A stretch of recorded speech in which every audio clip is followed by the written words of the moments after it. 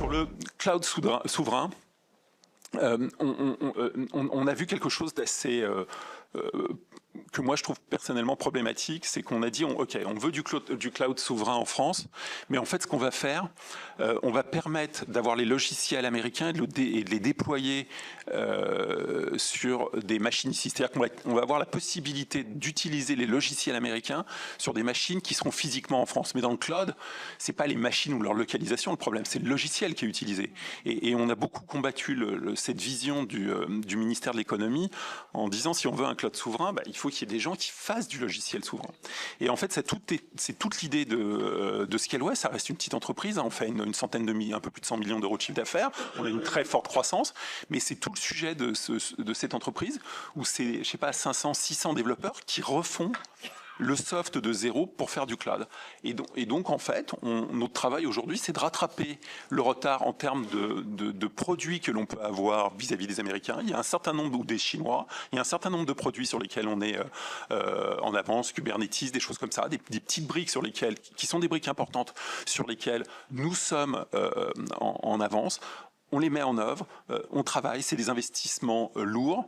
On pense que l'intelligence artificielle, c'est une vraie chance. C'est des investissements qu'on est en train de faire en centaines de millions d'euros d'achat d'équipements. Mais on est en train de les faire parce qu'on pense que c'est absolument incontournable, nécessaire.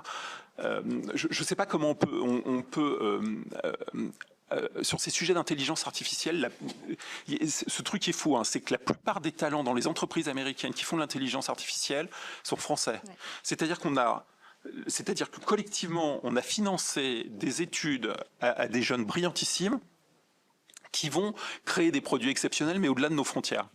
Et donc, on pense que ce sujet d'intelligence artificielle mélangé au cloud, parce que tout le monde ne va pas intégrer des machines d'intelligence artificielle dans son entreprise, donc on a une légitimité à revendre ces services et à les développer.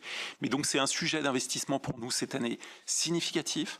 Je pense, je vous le redis, en centaines de millions d'euros pour être capable d'avoir les équipements et les logiciels ici en France, permettant à des tiers, à d'autres personnes, publics, privés, associatifs, d'être capables de recréer des produits équivalents à ChatGPT par exemple, ou à Wall-E, ou à plein de produits d'intelligence artificielle, qui sont devenus maintenant des produits grand public que tout le monde peut utiliser.